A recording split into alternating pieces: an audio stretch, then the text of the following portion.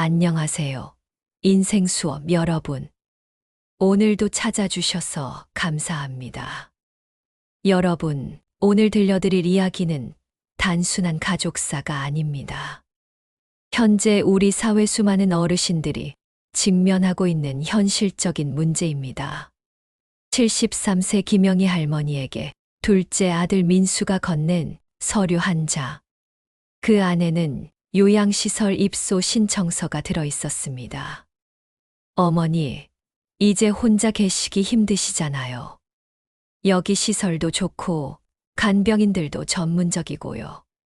평생을 자녀들 뒷바라지로 보낸 영희 할머니는 그 순간 가슴이 서늘해졌습니다. 45년 동안 정든 이 집에서 나가야 한다는 것이었습니다. 큰 딸 수진이도 옆에서 고개를 끄덕이며 거들었습니다. 엄마, 민수 말이 맞아요. 시설에 가시면 전문적인 케어도 받으시고 저희도 안심하고요. 이 집은 팔아서 시설 비용이랑 저희 생활비로 써야죠. 영희 할머니는 말문이 막혔습니다. 평생 이 자식들을 위해서 살아왔는데 이제 짐작 취급을 받고 있는 것이었습니다. 이 영상 한 편을 보는 것만으로도 앞으로 남들보다 더 현명한 인생을 살아갈 수 있습니다. 영상 끝까지 들어보시면 절대 후회하지 않으실 거예요. 오늘 주제가 마음에 드신다면 구독과 좋아요 눌러주세요. 여러분들의 응원은 영상 제작에 큰 힘이 됩니다. 여러분의 마음을 위로하고 도움이 되는 좋은 콘텐츠로 반드시 보답하겠습니다. 김영희 할머니는 1951년생으로 25세 남편 김철호와 결혼해 첫째 딸 수진, 둘째 아들 민수, 막내 아들 진호까지 3남매를 키웠습니다. 남편이 소규모 건설업을 할 때는 새벽 4시에 일어나 도시락을 싸고 저녁 늦게까지 현장 사무실에서 장부를 정리하며 남편을 도왔습니다. 아이들이 자라면서 학비가 많이 들던 시절에는 더욱 바빴습니다. 첫째 딸 수진이가 공부를 잘해 서울의 좋은 의대에 진학할 수 있도록 과외비와 학원비를 마련하느라 낮에는 건설 현장 일을 돕고 밤에는 남의 집 청소며 가사 도우미 일까지 마다하지 않았습니다. 둘째 민수는 어려서부터 몸이 약해 병원비가 많이 들었는데 그때마다 영희 할머니는 자신의 금반지며 폐물을 하나씩 팔아가며 돈을 마련했습니다. 막내 진호에게는 대학교 4년 내내 등록금과 생활비를 보내느라 영희 할머니는 새벽 배달일까지 시작했습니다. 남편 철호가 심장병으로 세상을 떠난 것은 영희 할머니 나이 65세 때였습니다. 그때도 장례비며 병원비로 빚만 잔뜩 남았습니다. 하지만 영희 할머니는 포기하지 않았습니다. 식당에서 설거지를 하고 아파트 청소를 하면서라도 자식들에게 폐 끼치지 않으려고 악착같이 살았습니다. 수진이가 의사가 되어 병원을 개원한다고 할 때는 영희 할머니가 살던 집을 담보로 대출을 받아 개업 자금을 지원했습니다. 민수가 사업을 시작한다고 할 때도 마찬가지였습니다. 진호가 결혼할 때는 신혼집 전세금까지 마련해 줬습니다. 자신의 노후 대비는 전혀 하지 못한 채 오직 자식들만 바라보며 살아온 것이었습니다. 그런데 지금 그 자식들이 어머니에게 집을 팔고 요양시설에 가라고 하고 있었습니다. 엄마가 혼자 이 큰 집에서 뭘 하세요? 넘어져서 다치기라도 하면 어쩌려고요? 수진이의 목소리에는 걱정보다는 짜증이 섞여 있었습니다. 그리고 솔직히 말하면 저희도 애들 교육비며 생활비며 만만치 않아요. 이 집값이면 최소 4억은 나올 텐데 그걸로 엄마 시설비 내고 나머지는 저희가 나누어 가지는 게 맞지 않나요? 영희 할머니는 가슴이 먹먹해졌습니다. 결국 돈 이야기였습니다. 자신이 평생 모은 것, 남편과 함께 일궈낸 이 집이 이제는 자식들 눈에 돈으로만 보이는 것이었습니다. 엄마, 생각해 보세요. 혼자 살기에는 너무 외로우실 거예요. 시설에 가시면 또래분들도 많고 프로그램도 다양하고. 민수의 말은 그럴듯하게 들렸지만 영희 할머니는 알고 있었습니다. 이건 자신을 위한 배려가 아니라 자식들의 편의를 위한 것이라는 걸 말입니다. 그날 밤 영희 할머니는 잠을 이룰 수 없었습니다. 창밖으로 보이는 작은 텃밭에는 남편과 함께 심었던 고추나무가 서 있었습니다. 매년 가을이면 빨간 고추를 따서 고춧가루를 만들어 자식들에게 나누어 주곤 했는데 이제 그런 일도 없어질 것 같았습니다. 다음 날 영희 할머니는 오랜만에 친구 정미선에게 전화를 걸었습니다. 미선이는 같은 나이로 3년 전에 남편을 여의고 혼자 살고 있는 친구였습니다. 영희야, 무슨 일이야? 목소리가 이상하네. 영희 할머니는 어제 있었던 일을 미선이에게 털어놓았습니다. 미선이는 한동안 말없이 듣더니 한숨을 크게 쉬었습니다. 아, 너도 그런 일을 당했구나. 사실 나도 비슷한 경험이 있어. 미선이의 이야기는 더욱 충격적이었습니다. 미선이는 2년 전에 아들이 사업 실패로 빚을 지자 자신의 전 재산을 털어서 도와줬다고 했습니다. 그런데 아들은 빚을 갚은 후에 오히려 어머니와 연락을 끊어버렸다는 것이었습니다. 지금도 가끔 연락하긴 하지만 예전 같지 않아. 돈 때문에 관계가 이렇게 변할 줄 몰랐어. 두 친구는 전화로 한참을 울었습니다. 평생 자식만 바라보며 살아온 자신들의 인생이 허무하게 느껴졌습니다. 요즘 자식들은 부모를 은행으로만 생각하고 돈이 떨어지면 부담스러워해요. 이는 동네 경로당에서 만난 한 어르신의 쓰라린 경험담이었습니다.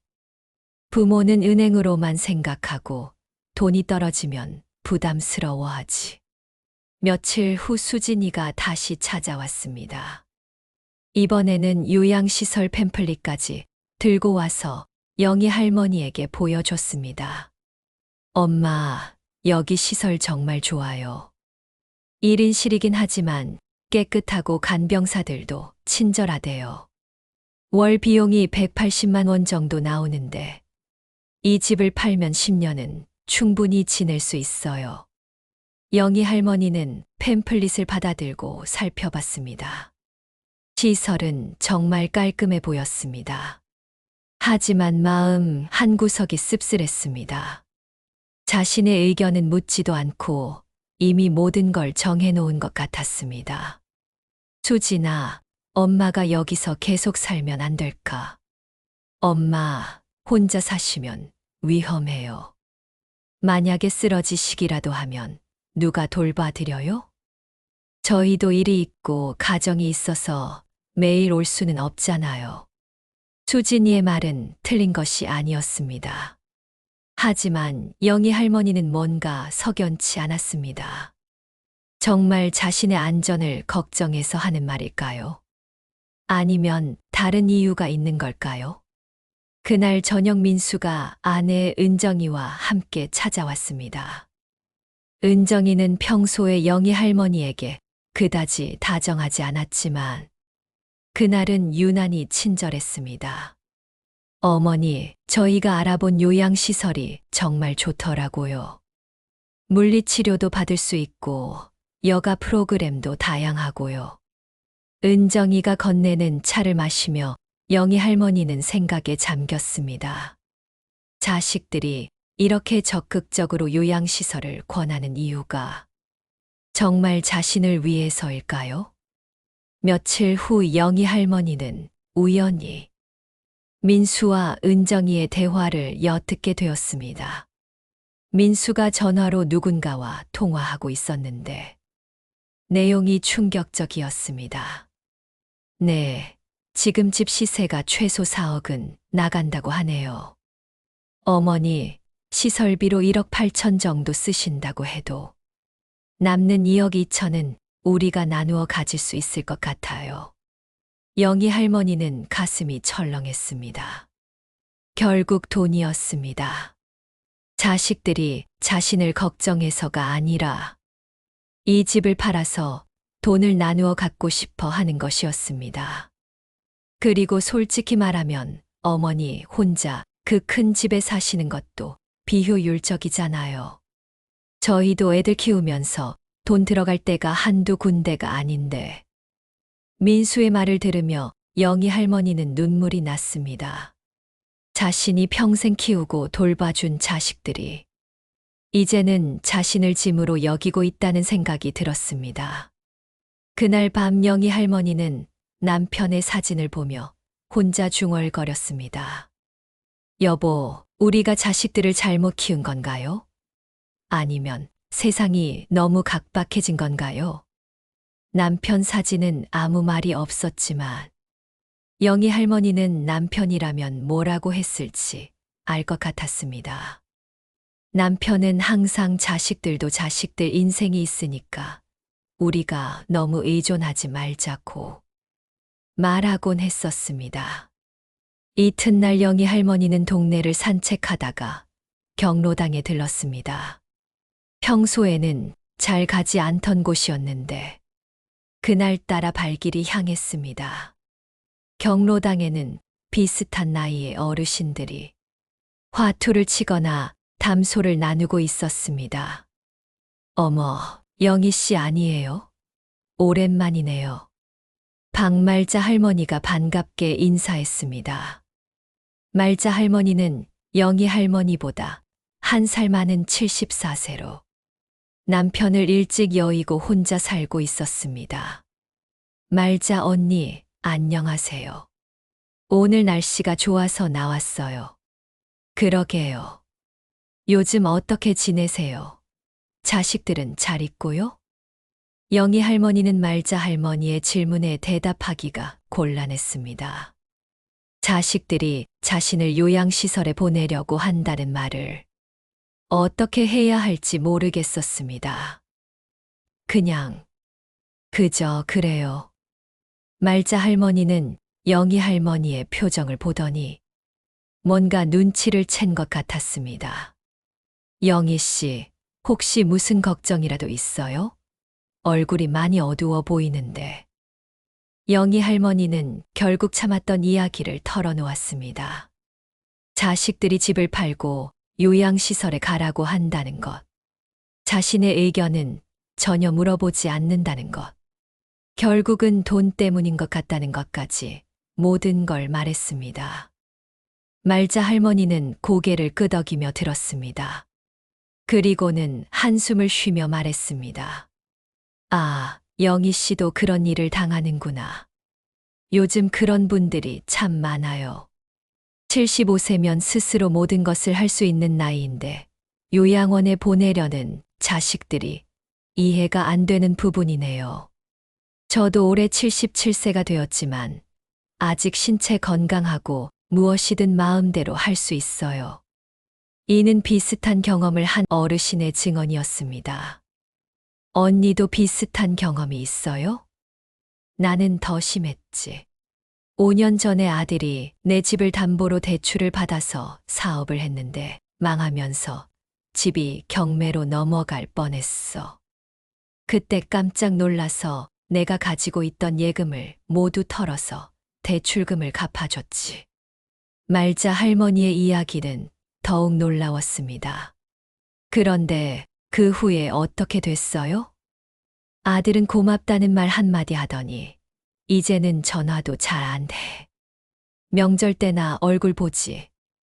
그나마 며느리가 가끔 안부 전화하는 게 전부야. 영희 할머니는 말문이 막혔습니다. 자신의 상황도 심각하다고 생각했는데 말자 할머니의 경우는 더욱 심각했습니다. 언니는 지금 어떻게 살고 있어요? 다행히 집은 내 명의로 되어 있어서 그냥 혼자 살고 있어. 대신 생활비는 국민연금하고 기초연금으로만 버티고 있지. 뭐 검소하게 살면 못 살 정도는 아니야. 말자 할머니의 말을 들으며 영희 할머니는 생각에 잠겼습니다. 자식들에게 의존하지 않고도 혼자 살 수 있는 방법이 있을 것 같았습니다. 언니, 혼자 사는 게 외롭지 않아요? 처음에는 외로웠지. 그런데 여기 경로당에 나오면서 친구들도 생기고 요즘은 그럭저럭 재밌게 지내고 있어. 오히려 자식들 눈치 보지 않아서 마음이 편해. 말자 할머니의 말에서 영희 할머니는 뭔가 힌트를 얻은 것 같았습니다. 자식들에게 의존하지 않고 자립적으로 살아가는 방법이 있다는 것이었습니다.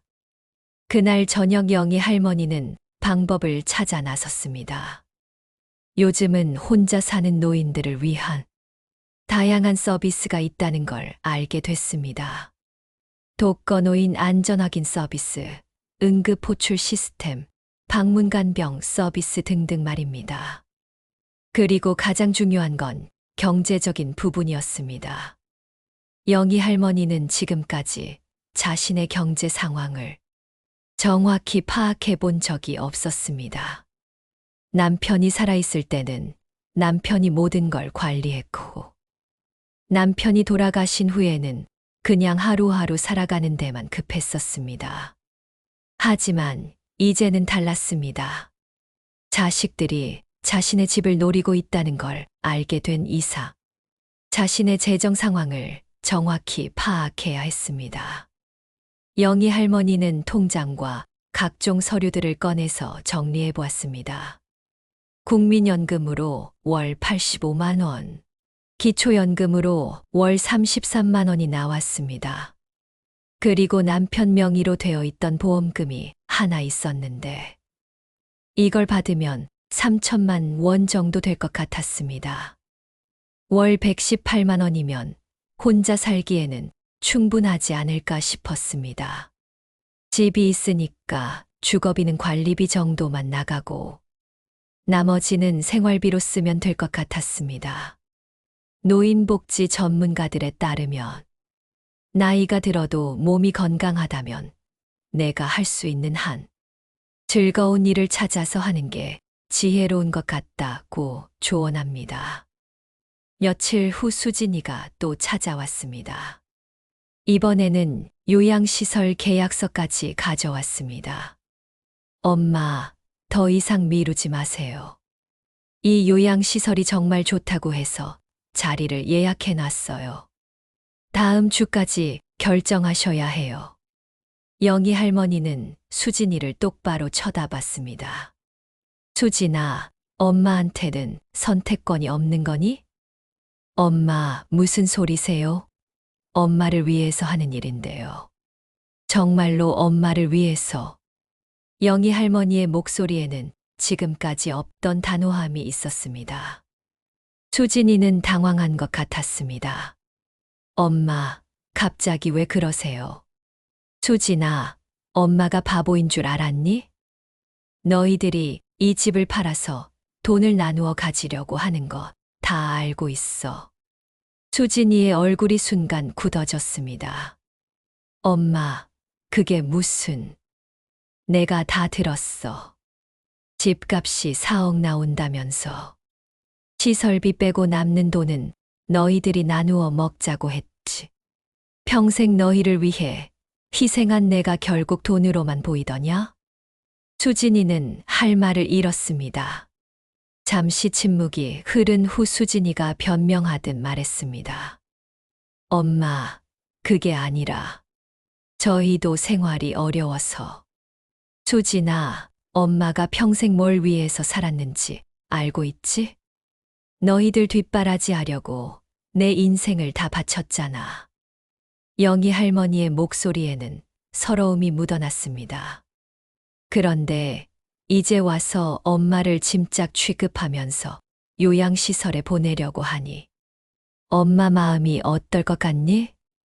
수진이는 고개를 숙였습니다. 하지만 여전히 자신의 주장을 굽히지 않았습니다. 엄마, 그래도 현실적으로 생각해 보세요. 엄마 혼자 이 큰 집에서 사는 게 맞나요? 나이도 이제 73세인데. 수진아, 그건 엄마가 결정할 일이야. 너희들이 정할 일이 아니고. 그날 수진이는 결국 입술만 깨문 채 돌아갔습니다. 하지만 영희 할머니는 직감했습니다. 이 싸움이 이제 막 시작일 뿐이라는 것을. 며칠 후 이번에는 민수가 찾아왔습니다. 그것도 은정이와 함께 말입니다. 어머니, 누나한테 들었는데 시설 가시는 걸 거부하신다고요? 그래, 엄마는 여기서 계속 살 거야. 어머니, 그러시면 안 돼요. 혼자 살면 정말 위험해요. 은정이가 거들었습니다. 어머니, 저희도 어머니 걱정되어서 그러는 거예요. 만약에 무슨 일이라도 생기면 어떻게 해요? 영희 할머니는 냉소적으로 웃었습니다. 은정아, 정말 엄마가 걱정되는 거야? 아니면 이 집이 걱정되는 거야? 은정이의 얼굴이 붉어졌습니다. 어머니, 그게 무슨 말씀이세요? 내 귀로 똑똑히 들었다. 집값이 얼마 나온다. 시설비 빼고 남는 건 너희들이 챙긴다. 결국 엄마 눈에는 돈밖에 안 보이더냐? 민수와 은정이는 서로 눈치를 봤습니다. 어머니, 그게 저희도 현실적으로 생각해야 하잖아요. 애들 교육비도 만만치 않고. 민수야, 그동안 엄마가 너희들한테 얼마나 해줬는지 기억하니? 영희 할머니의 목소리가 떨렸습니다.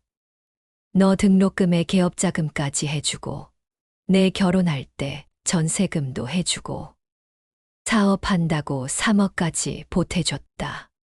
명절마다 용돈 챙겨준 것까지 치면 5억은 넘는다. 내가 그렇게 해줬는데 아직도 부족하니? 민수는 고개를 숙였습니다. 그런데 이제 와서 엄마 집까지 팔아서 나누어 가지겠다고. 그게 자식된 도리냐? 그날도 민수 부부는 아무것도 결정하지 못하고 돌아갔습니다. 하지만 그들이 쉽게 포기하지 않을 것임을 영희 할머니는 알고 있었습니다. 며칠 후 수진이와 민수가 함께 찾아왔습니다. 두 사람의 표정이 심상치 않았습니다. 엄마, 저희가 진지하게 얘기 좀 해야겠어요. 수진이의 목소리는 평소보다 차가웠습니다. 엄마가 계속 이런 식으로 고집 부리시면 저희도 어쩔 수 없이 다른 방법을 써야 해요. 다른 방법이 뭔데? 법적으로 성년후견인 제도를 이용할 수도 있어요. 엄마가 혼자 살기에는 판단, 능력이 부족하다고 인정되면. 영희 할머니는 깜짝 놀랐습니다. 자식들이 자신을 치매 환자 취급하면서 법적으로 강제하려고 한다는 것이었습니다. 수진아, 민수야, 너희들이 정말 그렇게까지 하려고 하는 거야? 엄마, 저희도 어쩔 수 없어요. 엄마가 합리적으로 생각하지 않으시니까. 영희 할머니는 가슴이 터질 것 같았습니다.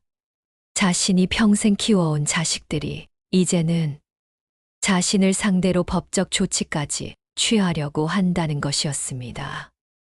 그리고 솔직히 말하면 엄마 혼자 이 집에 사시는 건 정말 비효율적이에요. 이 집값으로 우리 가족들이 얼마나 많은 도움을 받을 수 있는지 생각해 보세요. 민수의 말에서 영희 할머니는 마지막 희망마저 사라지는 것을 느꼈습니다. 결국 자식들에게는 어머니의 행복보다 돈이 더 중요한 것이었습니다. 알았어. 너희들 마음대로 해. 영희 할머니는 지친 목소리로 말했습니다. 더 이상 싸울 힘이 남아 있지 않았습니다. 수진이와 민수는 어머니가 순순히 받아들이자 안도하는 것 같았습니다. 엄마, 현명한 선택이에요.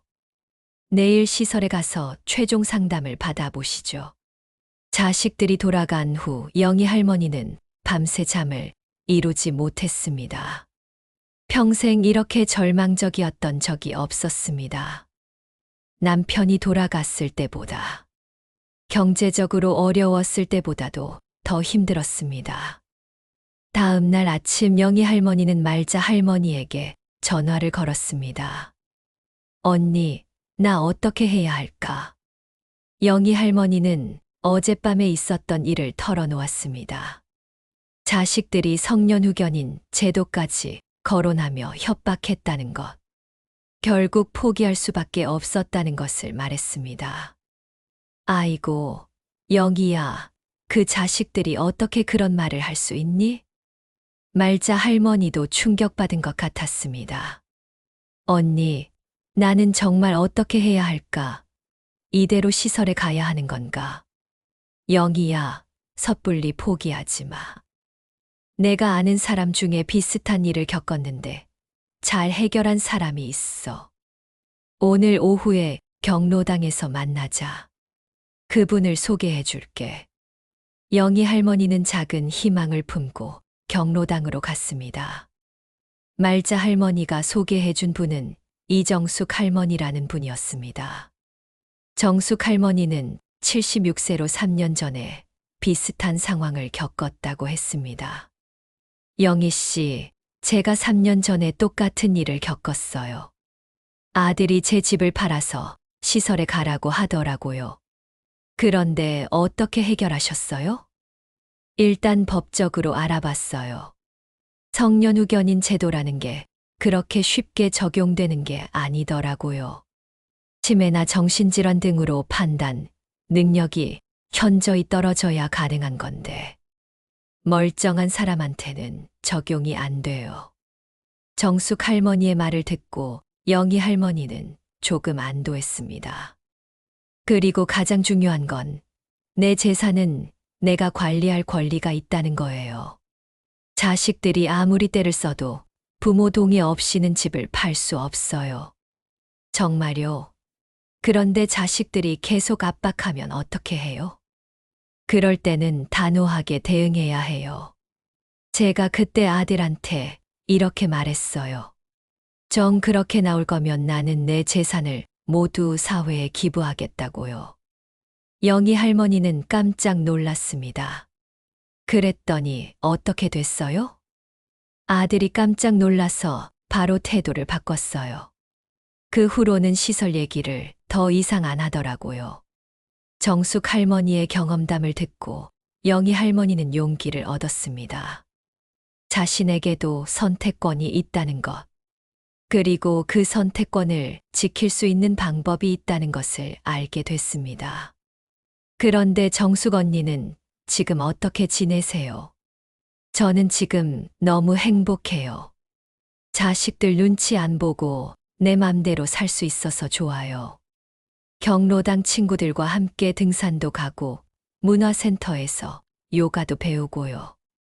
정숙 할머니의 밝은 표정을 보니 영희 할머니도 희망이 생겼습니다. 그리고 가장 중요한 건 경제적으로도 전혀 문제 없다는 거예요. 연금으로 충분히 생활할 수 있어요. 오히려 자식들 용돈 안 줘도 되니까 여유가 생겼어요. 내 노후 대비는 무조건 내가 한다.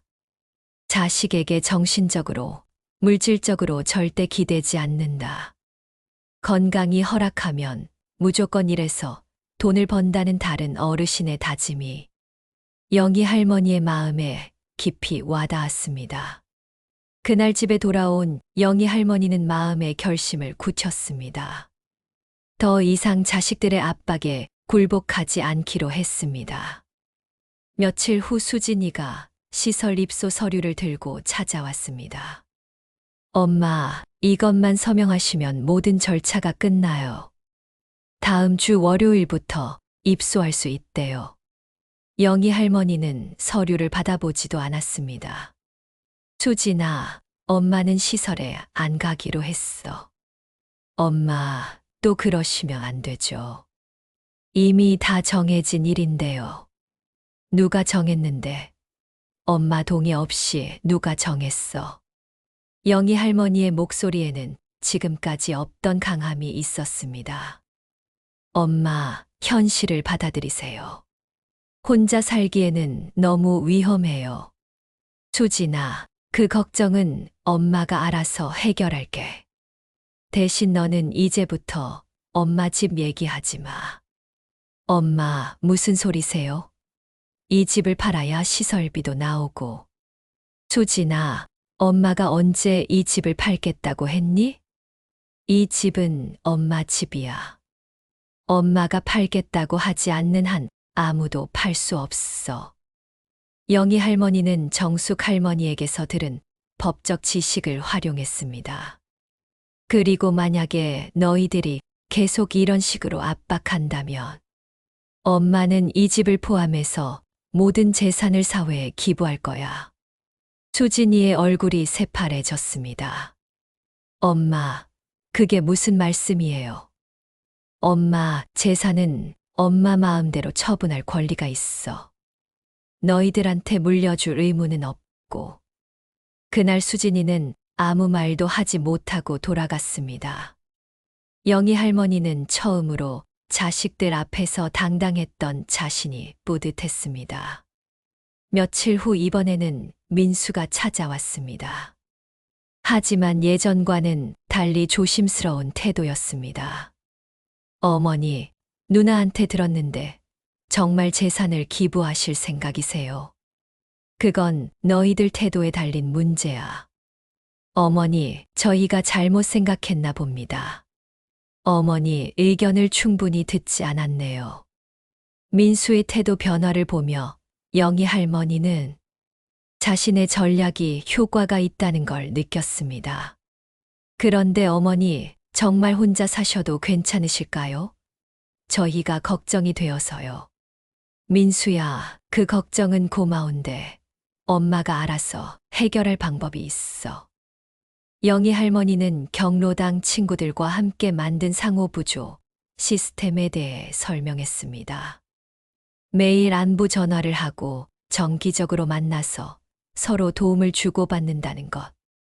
응급 상황에 대비해서 비상 연락망도 만들었다는 것을 말했습니다. 그리고 혹시 모를 상황에 대비해서 응급 호출 서비스도 신청했어. 목걸이처럼 걸고 다니면서 응급 상황의 버튼을 누르면 바로 구조대가 출동하는 거야. 민수는 놀란 표정이었습니다. 어머니가 이렇게 체계적으로 계획을 세웠을 줄 몰랐던 것 같았습니다. 그리고 경제적으로도 전혀 문제 없어. 연금으로 충분히 생활할 수 있고, 집이 있으니까 주거 걱정도 없고. 어머니, 그런데 만약에 몸이 아프시거나 하면 어떻게 하세요? 그럴 때를 대비해서 방문 간병 서비스도 알아봤어. 필요하면 언제든지 신청할 수 있대. 영희 할머니의 치밀한 준비를 보고 민수는 할 말을 잃었습니다. 어머니, 저희가 너무 성급했던 것 같네요. 어머니가 원하시는 대로 하세요. 그 후 몇 달이 지났습니다. 영희 할머니의 생활은 완전히 달라졌습니다. 매일 아침 7시에 말자 할머니와 안부 전화를 했습니다. 서로의 건강 상태를 확인하고 그날 계획도 공유했습니다. 화요일과 목요일에는 경로당에서 친구들과 만났어. 담소를 나누거나 간단한 게임을 했습니다. 수요일에는 문화센터에서 요가 수업을 들었습니다. 처음에는 몸이 굳어서 힘들었지만 점점 유연해지는 자신을 느끼며 재미를 느꼈습니다. 금요일에는 도서관에서 책을 빌려와서 읽었습니다. 젊었을 때는 바빠서 책 읽을 시간이 없었는데 이제는 마음껏 읽을 수 있어서 좋았습니다. 주말에는 친구들과 함께 가까운 산에 등산을 갔습니다. 73세의 나이에도 불구하고 건강한 다리로 산을 오르내리며 자신감을 찾았습니다. 그러던 어느 날, 영희 할머니에게 뜻밖의 제안이 들어왔습니다. 경로당에서 만난 최철수 어르신으로부터였습니다. 영희 씨, 혹시 시간 있을 때 제 집에서 반찬 좀 만들어 주실 수 있을까요? 물론 재료비랑 수고비는 다 드릴게요. 철수 어르신은 요리를 전혀 할 줄 몰랐어. 매일 편의점 도시락이나 배달 음식만 먹고 있다고 했습니다. 반찬이야 만들어 드릴 수 있는데 수고비까지 받기는 그래요. 아니에요, 영희 씨. 이건 일거리를 드리는 거예요. 제가 매달 배달 음식으로 35만 원씩 쓰고 있는데 영희 씨가 반찬을 만들어 주시면 더 건강하고 경제적일 것 같아서요. 철수 어르신의 제안을 듣고 영희 할머니는 새로운 가능성을 보았습니다.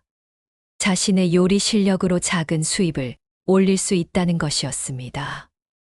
그럼 일주일에 2번 정도 가서 일주일치 반찬을 만들어 드리는 건 어때요? 한 달에 25만 원 정도면 어떨까요? 그거 좋은 생각이네요. 그렇게 하죠. 그렇게 영희 할머니의 첫 번째 일거리가 생겼습니다. 일을 시작한 지 한 달 후, 철수 어르신이 영희 할머니에게 말했습니다. 영희 씨, 정말 고맙습니다. 이렇게 맛있는 집밥을 먹은 지가 언제인지 모르겠어요. 별 말씀을요. 저도 보람을 느끼고 있어요. 실제로 영희 할머니는 이 일을 통해 단순히 돈을 버는 것 이상의 의미를 찾았습니다. 누군가에게 도움이 된다는 뿌듯함, 그리고 자신의 능력을 인정받는다는 자부심이었습니다. 소문이 나자 다른 독거 어르신들도 영희 할머니에게 반찬 만들기를 부탁했습니다. 곧 영희 할머니는 새 집에 반찬을 만들어주게 되었고, 월 수입이 75만 원까지 늘어났습니다. 언니, 나 이제 완전히 자립했어. 영희 할머니는 친구들에게 자랑스럽게 말했습니다. 연금 118만 원에 반찬일로 75만 원, 합치면 193만 원이야. 이 정도면 넉넉하게 살 수 있어. 친구들도 영희 할머니의 성공을 보고 자극받았습니다. 말자 할머니는 아이돌봄 서비스를 시작했고, 정숙 할머니는 한복 수선이를 시작했습니다. 6개월 후, 영희 할머니의 집에 수진이가 찾아왔습니다. 오랜만에 보는 딸의 얼굴이 어색했습니다. 엄마, 안녕하세요. 그래, 잘 있었니? 엄마, 그동안 정말 죄송했어요. 수진이의 목소리에는 후회가 묻어 있었습니다. 우리가 너무 이기적이었던 것 같아요. 엄마 입장은 전혀 생각하지 않고, 이제 와서 무슨 소용이야? 영희 할머니의 목소리는 담담했습니다. 더 이상 자식들에 대한 원망도 기대도 없었습니다. 엄마, 그런데 요즘 어떻게 지내세요? 혼자 사시는 게 많이 힘들지 않으세요? 힘들긴 뭐가 힘들어. 오히려 너무 바빠서 시간이 부족할 정도야. 영희 할머니는 자신의 현재 생활에 대해 간략하게 설명했습니다. 경로당 친구들과의 활동, 문화센터 수업, 그리고 반찬 만드는 일까지. 엄마가 일을 하신다고요? 그래, 한 달에 75만 원 정도 벌어. 수진이는 놀란 표정이었습니다. 엄마 73세 나이에 일을 하시면 몸이 힘들지 않으세요? 전혀 안 힘들어. 오히려 보람있고 재밌어. 내 능력으로 돈을 벌 수 있다는 게 이렇게 뿌듯할 줄 몰랐어. 영희 할머니의 당당한 모습을 보며 수진이는 복잡한 표정을 지었습니다. 엄마, 정말 대단하세요. 저희가 엄마를 너무 과소평가했나 봐요. 수진아, 너희들이 엄마를 과소평가한 게 아니라 내 자신이 나를 과소평가했던 거야. 영희 할머니의 말에는 깊은 깨달음이 담겨 있었습니다. 지금까지 나는 너희들을 위해서만 살았어. 내가 뭘 좋아하는지, 내가 뭘 잘하는지, 내 꿈이 뭔지도 모르고 살았지. 그런데 이제 알겠어. 나도 나만의 인생이 있다는 걸. 73세라고 해서 끝난 게 아니라 새로운 시작일 수도 있다는 걸 말이야. 수진이는 눈물을 흘렸습니다. 엄마, 정말 죄송해요. 저희가 너무 이기적이었어요. 수진아, 이제 그런 얘기 하지 마. 다 지나간 일이야. 영희 할머니는 딸을 원망하지 않았습니다. 오히려 고마웠습니다. 자식들의 압박 때문에 자신의 진짜 삶을 발견할 수 있었으니까요. 1년 후, 영희 할머니는 74세가 되었습니다. 하지만 여전히 건강하고 활기찼습니다. 매일 아침 스트레칭으로 하루를 시작하고, 오전에는 반찬 만드는 일을, 오후에는 경로당에서 친구들과 시간을 보냅니다. 경제적으로도 완전히 자립했습니다. 연금과 일에서 버는 돈을 합치면 월 200만 원 정도의 수입이 있습니다. 이 중에서 생활비로 130만 원을 쓰고 나머지는 적금을 넣거나 여행비로 저축합니다. 가장 큰 변화는 마음가짐이었습니다. 더 이상 누구에게 의존하지 않아도 된다는 자신감, 자신의 능력을 믿는 자부심, 그리고 무엇보다 자신의 인생을 스스로 설계한다는 주체의식이 생겼습니다. 어느 날 경로당에서 영희 할머니가 친구들에게 말했습니다. 나 다음 달에 제주도 여행 간다. 문화센터에서 만난 친구들이랑 같이 2박 3일로 제주도 둘러볼 예정이야. 와, 정말 부러워. 나도 여행 가고 싶어. 그럼 언니도 같이 가. 아직 자리 있어.